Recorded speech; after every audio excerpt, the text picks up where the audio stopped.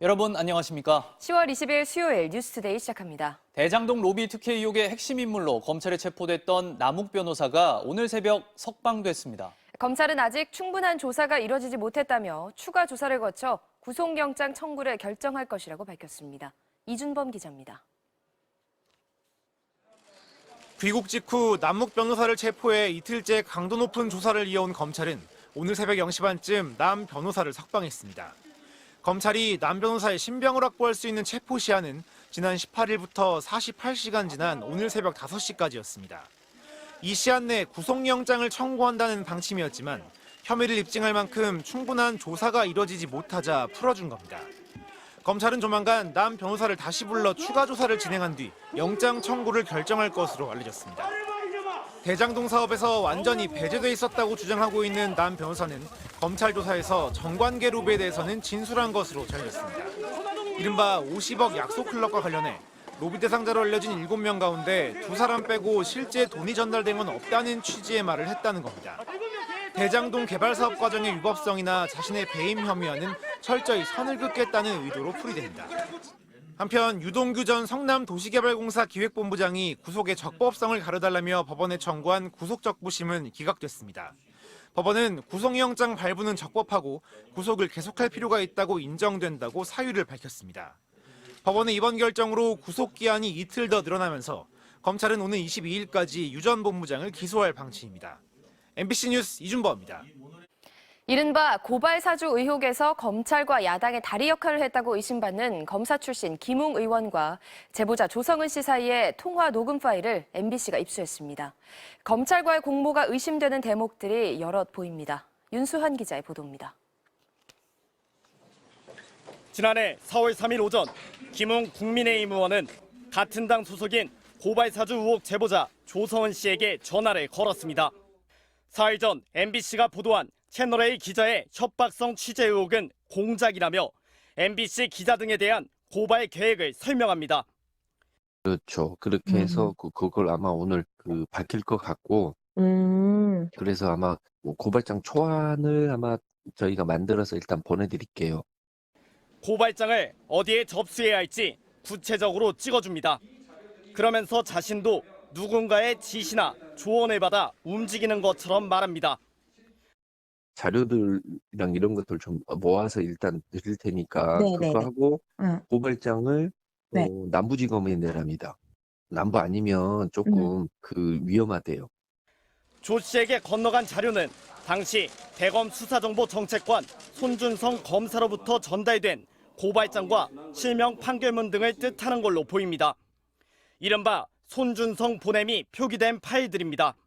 자료를 모두 보낸 뒤 오후에 다시 전화를 건 김 의원은 남부지검이 아닌 대검에 고발장을 내라고 말을 바꾸기도 합니다. 고발장 만약 가신다 그러면 그쪽에다 이야기를 해놓을게요. 그래서 네. 적당한 수순이 나가고 네. 너무 막 편하게 하면 안 되니까. MBC PD수첩이 입수한 두 차례 통화 파일에서 김 의원은 줄곧 차분한 목소리로 고발 취지와 방법을 전달하고 있습니다.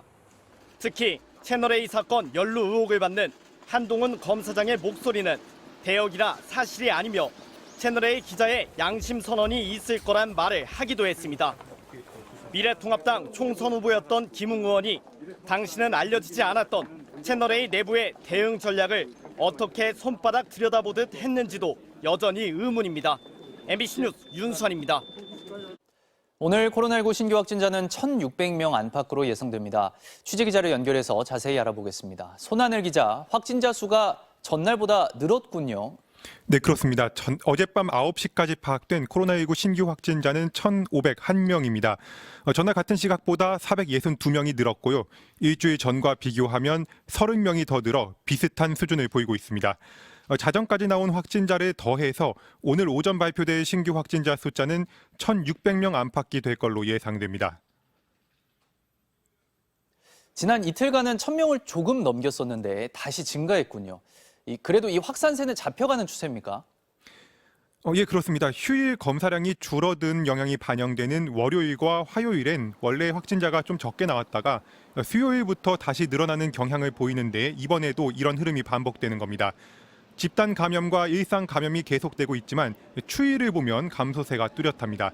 지난주 하루 평균 확진자 수는 1,562명으로 직전 주에 비해 400명 정도 줄었는데 수도권이 17.8%, 비수도권은 28.1% 감소했고 감염 재생산 지수도 0.86으로 2주째 유행 억제를 의미하는 1 미만을 유지했습니다.